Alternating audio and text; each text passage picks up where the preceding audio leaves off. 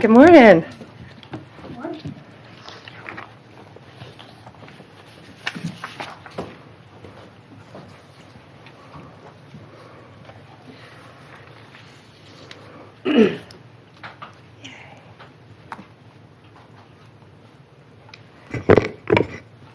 Good morning. With me here today, I have our great Secretary of Education, Linda McMahon, Representative Laurel Libby of the Maine State House, Linnea Saltz of IWF Women's Sports Advocate, Stephanie Turner, a fencer, Zoe Hutchison, a Maine athlete, Cassidy Carlisle, a Maine athlete, and my dear friend, you all know Riley Gaines, who has been a champion on this issue for women. Today, the Department of Justice is announcing a civil lawsuit against the Maine Department of Education. The state of Maine is discriminating against women by failing to protect women in women's sports. Pretty basic stuff. This is a violation of Title IX. The Department of Justice will not sit by when women are discriminated against in sports. This is about sports. This is also about these young women's personal safety. I've met many of these women throughout the past weeks and months, and what they have been through is horrific. We have exhausted every other remedy. We tried to get Maine to comply. We don't like standing up here and filing lawsuits. We want to get states to comply with us. That's what this is about. We have repeatedly notified Maine of its infractions and urged them to remedy the situation to protect women. We've stripped grants from Maine through other departments, and we are going to continue to fight for women. Let me give you some examples. Let me give you a timeline. This timeline, I think, is pretty important. So in February 2024, these are just a few examples. A biological boy started competing in women's ski races and cross-country races in Maine. He came in first in the 5K with a time that would have been 43rd among men. In February 2025, a biological boy won first place in the pole vaulting competition in Maine's indoor track and field meet. He beat every other girl by a significant margin. That qualified him for regional championships. That took a spot away from a young woman in women's sports. Shame on him. February 21st, 2025. President Trump has the governors at the White House. President Trump has the exchange with Janet Mills. He asked her about the issue. Her response, "We'll see you in court." Well, we still didn't sue. HHS and the Department of Ed opened investigations in an attempt to get them to comply. They both found violations. And in March, Maine refused to comply. I want to read you this letter.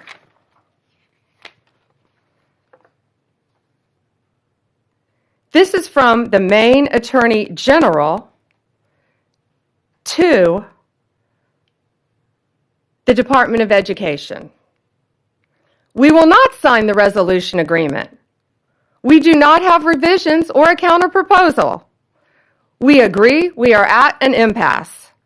Nothing in Title IX or its implementing regulations prohibits schools from allowing transgender girls and women to participate on girls' and women's sports teams. Well, they must not be reading the same Title IX that we're reading.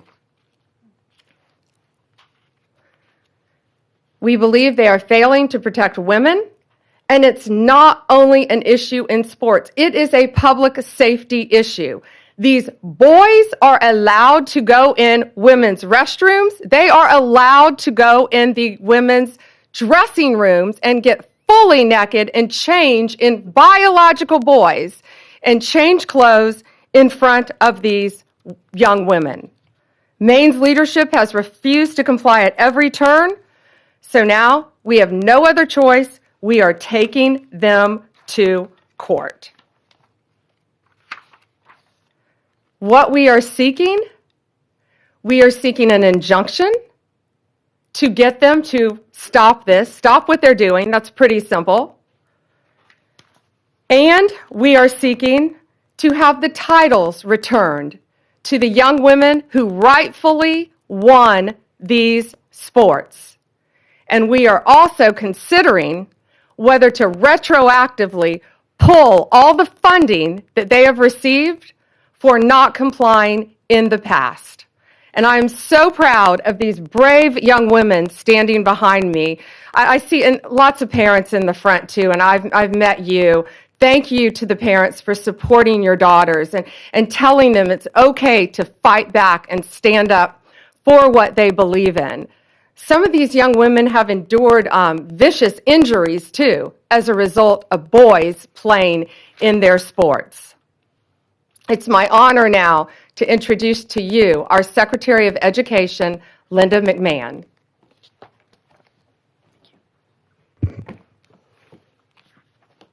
Good morning, everyone. I don't think our case could have been stated any better than it was just presented by our Attorney General, Pam Bondi. And I thank you very much for your participation this morning, and I will echo Attorney General's comments about how brave these women are, these young women. And of course, Riley Gaines has been a staunch advocate for the Title IX infractions, since she came on board, and we're so proud to have Riley out there as such a prominent spokesperson. So today, we're announcing a weighty development in the Title IX investigation into the Maine Department of Education. We, the Department of Education, analyzed Maine's Education Department for compliance with Title IX of the Education Amendments of 1972, which prohibits sex-based discrimination in any school or education program that receives federal funding. Unfortunately, our investigation has found that Maine continues to willfully violate Title IX and to strip the civil rights of female athletes in the state. And as Pam alluded as well, it's not just about their civil rights, it's about their safety. And we, after our investigation, we found we really had no other choice. We thought the infractions warranted turning them over to the Justice Department for their further investigation. So how do we get here? On February 5th, President Trump signed the executive order keeping men out of women's sports, which directed all states and educational programs receiving federal funds to cease the practice of allowing males to compete in sports programs for women. They didn't make this up. This is the law. This is Title IX.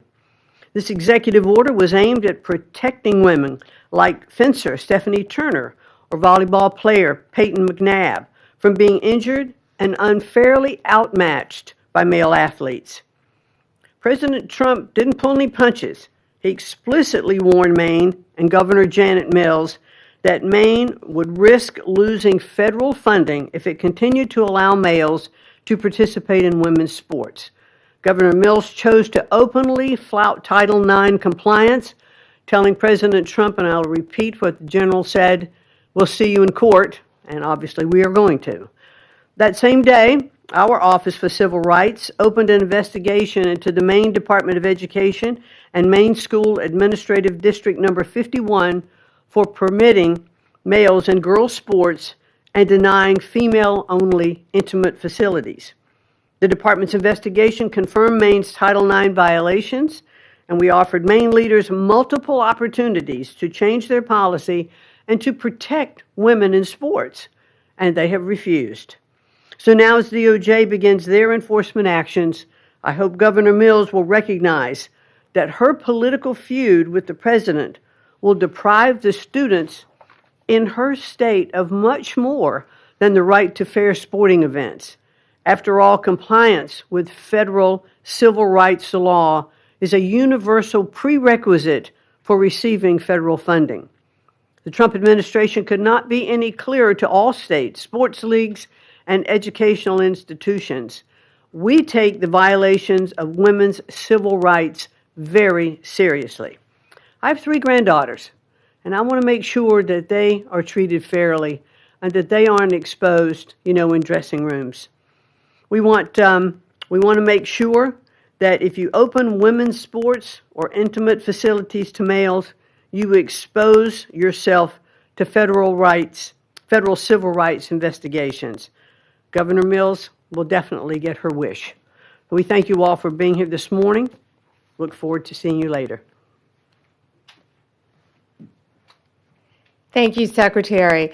I'd now like to introduce to you State Rep Laurel Libby from Maine, who has been a champion for these young women in the state of Maine. And thank you, Representative. Thank you, Attorney General Bondi. It's unfortunate that we have to be here today because Governor Mills and legislative Democrats, along with Maine Principals Association, continue to persist in discriminating against Maine women and girls. They are out of alignment with 2/3 of Mainers who believe that biological males have no place in girls' sports. Earlier this week, MSAD 70 School Board voted unanimously to align with Title IX. They're in alignment with 2/3 of my fellow Mainers. And I would encourage other school boards throughout Maine, I would exhort you to speak up for Maine girls similarly and vote to align with Title IX. I thank you to the Trump administration and AG Bondi for taking action on behalf of our girls and helping to ensure a safe, fair, and level playing field in Maine. Thank you. President Trump, before he was elected, this has been a huge issue for him. Pretty simple. Girls play in girls' sports, boys play in boys' sports. Men play in men's sports, women play in women's sports. And he got to know a great young woman during that time named Riley Gaines, and we are all so proud and honored to have her here with us. Riley has been a champion nationally for this issue. Riley, please join us. Well, goodness gracious, it's an honor to be here, to stand beside, of course, Secretary McMahon, Attorney General Bondi, these amazingly brave athletes, Representative Libby. But truthfully, I'm frustrated. I'm frustrated that we have to be here, that we as women have to stand before you all on national television demanding equal opportunities, demanding privacy in areas of undressing, demanding safety in our sports. Amazing to me that we are still here fighting this fight, that the Democratic Party has really doubled down, tripled down, quadrupled down on their ridiculous stance, but that's exactly what they've done. Let me tell you what sports has done in my life. Of course, in terms of athletic achievement, I very proudly finished my career as a 12-time NCAA All-American, a 5-time SEC champion, actually the SEC record holder in the 200 butterfly, making me one of the fastest Americans of all time. A 2-time Olympic trial qualifier, SEC Scholar Athlete of the Year, SEC Community Service Leader of the Year. The list goes on, but again, just to really reiterate, it's a lifelong journey. It's how I met my husband. It's what gave me my lifelong friends. It taught me how to be a leader. It taught me how to set goals and work to achieve those goals. All things that, of course, I'm utilizing in my life now beyond sports, that leadership in Maine, Governor Mills, Democratic leadership really across the nation, that's what they're denying girls and women of. I'm sure you guys saw the clips and the visuals that surfaced following President Trump's executive order signing of this EO, barring men from participating in women's sports within any educational program that receives federal funding. And it was the most amazing thing to be there. And you have all of these young girls. I'm talking 5, 6, 7, 8 years old. They've got their jerseys on, their sports uniforms, their big bows in their hair that they wear on the soccer field. That visual means more to me than I could possibly put into words. And that is what is at stake here. That is who Governor Mills is fighting, not Donald Trump. It's those little girls. And I believe that's sick. It's regressive is what it is. They do this under the guise of progress, indicating we are moving in the positive forward direction. No, what Governor Mills is doing, and again, Democratic governors across the nation, is deeply regressive and utterly misogynistic. Over the past 3 years, I've had the opportunity to speak to countless girls in Maine and again across the country, countless parents, coaches who all virtually say the same thing. Why wouldn't anyone protect my athlete? Why wouldn't anyone protect my daughter? Why wouldn't anyone protect me?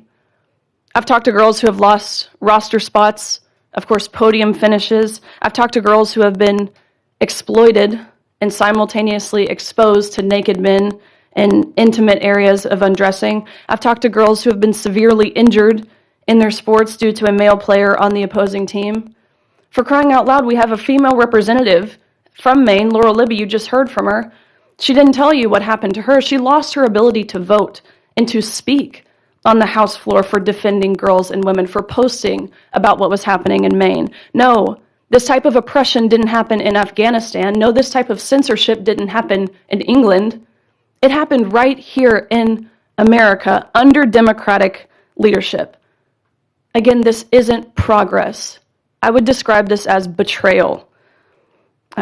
Let this be a notice, these actions that we have seen put forward today by the Department of Justice, by the Department of Education, to all other states who are not willing to comply with federal law, that federal law being Title IX, which is very clear in how it was originally implemented, or at least it should be. We never knew we had to define this word sex until these both elected and unelected bureaucrats started to go through the back door and reinterpret this word to mean what they want it to mean. Originally implemented in 1972, it was only 37 words, very brief. Ultimately, of course, preventing sex-based discrimination. Let this be a notice. California, Minnesota, the likes thereof. If you do not comply with federal law, you do not get to reap the benefits of complying with federal law. Of course, one of those benefits being receiving federal funds. Women are protected and recognized under federal law, again, that law being Title IX.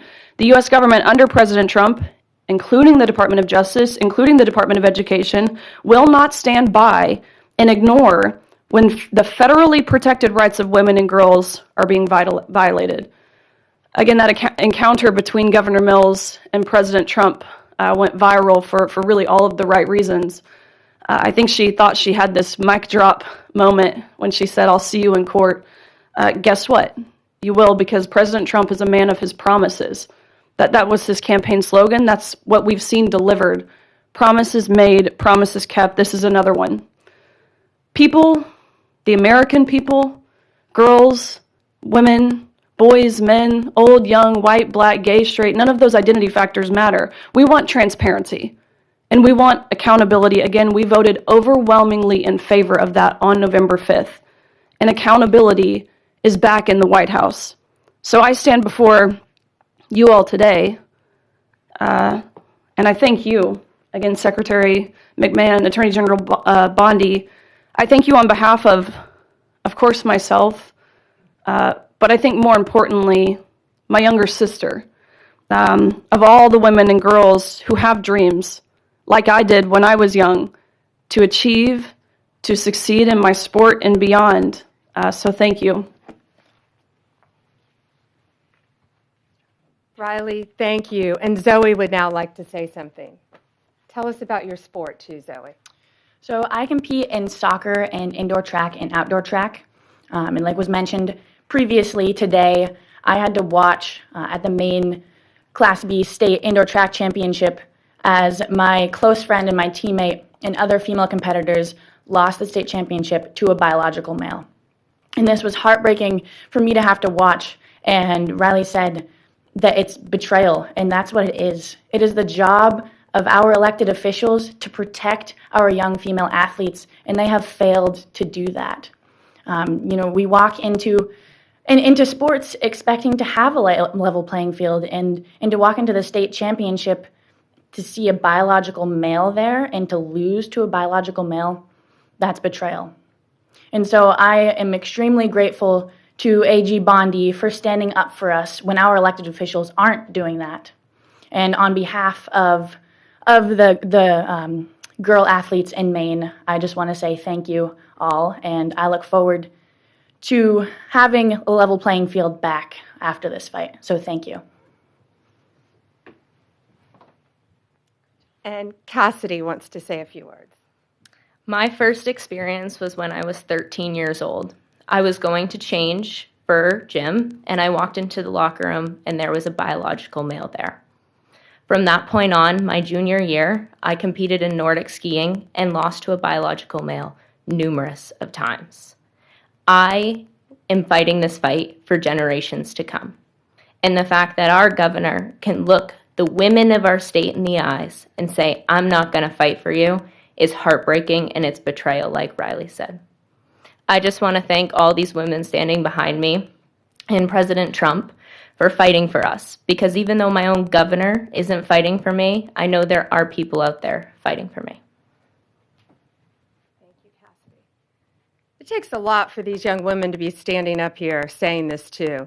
And again, I'm looking at their amazing parents in the front row who have supported them, who I've gotten to know, who are protecting them every step of the way and telling them that they have a voice to stand up for themselves and future generations of young women to come and many athletes. Gates, should we take some questions? Yeah, Questions? Mary Margaret, Daily Wire.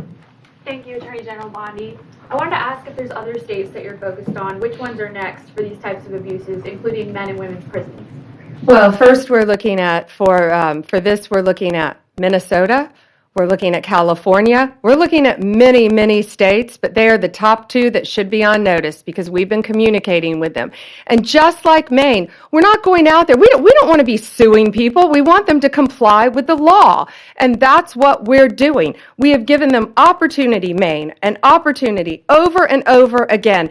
The Department of Education, HHS, they went and sat down with them in person, multiple meetings, and got nowhere. So now this is where we are because they refuse to protect young women in their state. So yes, Minnesota, California, multiple states. As far as prisons, had nothing to do with Title IX. We took away funding from Maine as well. We decided to go a different direction in our grants, because we saw one reason they allowed a 6'1", 245 giant man who had violently, no murders, nice, but he had violently murdered his parents with a knife and the family dog, serving life in prison, and he chose to identify as a woman. So guess where he's being housed? In a female prison in Maine. So therefore, my office, we don't want to give any more money to the Department of Corrections in Maine if that's how they're going to act. We're going a different direction in our funding. Sadie with the Journal. Hi there. So Maine's governor yesterday said there were maybe at most 2 trans athletes in Maine schools right now. I just was hoping you could talk a little bit about the sort of amount of federal resources that you're putting into this and why that's worth it given the small impact in Maine. And I have a second off-topic question too. Given that it has some of the same elements as the fire bombings of Tesla dealerships that you've charged federally and called domestic terrorism, I'm wondering if you would say the arson at Pennsylvania Governor Josh Shapiro's house would also be domestic terrorism and something you would investigate federally, and if not, what constitutes domestic terrorism? Okay, so first the on-topic question about the, I haven't heard Janet Mills' comment.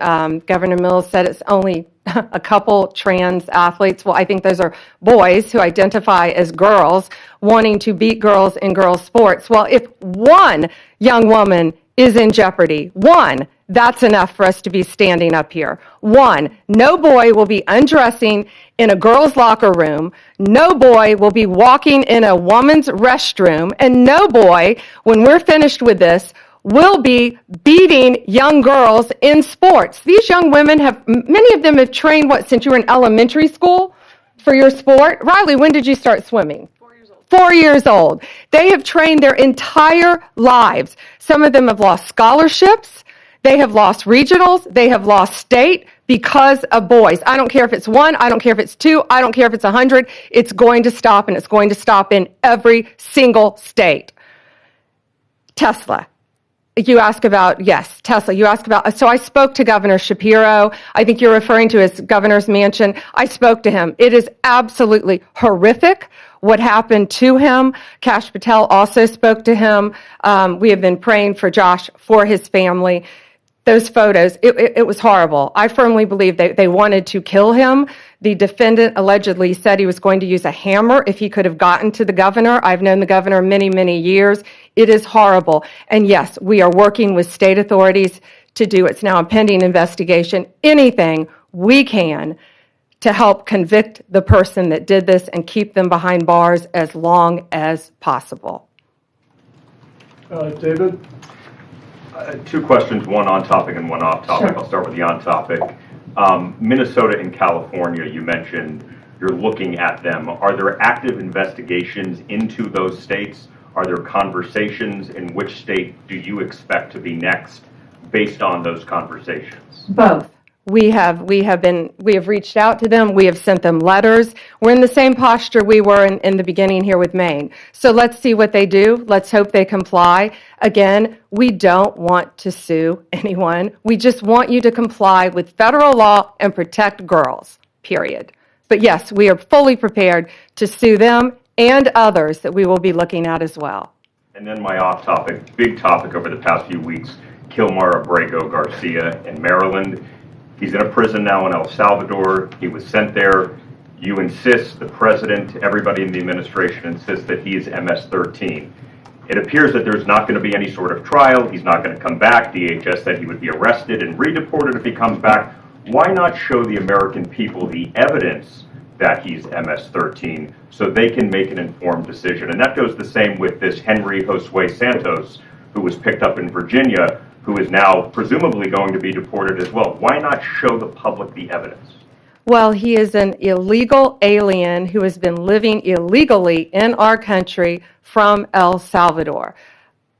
ICE testified, an immigration judge ruled he was a member of MS-13, an appellate judge ruled he was a member of MS-13.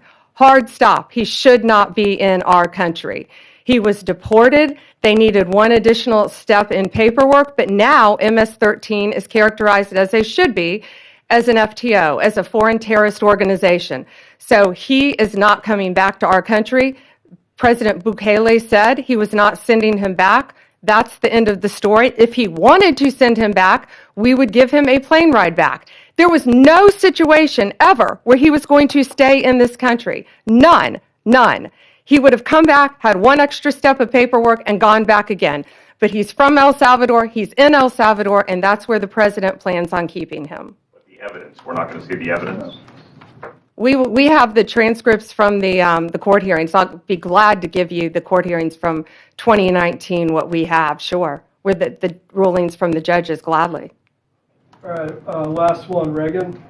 Reagan Reese, Daily Caller. Madam Attorney General, there's a Maine School Board, MSA D number 70, which voted unanimously on Monday to defy the governor and to comply with Title IX. With the action you're taking today, will it be possible to exempt schools that comply from any future punishment? Yes. And I think that was very brave and bold of that school board. We just saw that as well. The question was one school board in Maine voted to comply. And again, that's all we wanted was compliance. So yes, we will not be going after them, looking at them in this lawsuit because they are complying and they're protecting women in women's sports. All right, thank you guys. Thank you.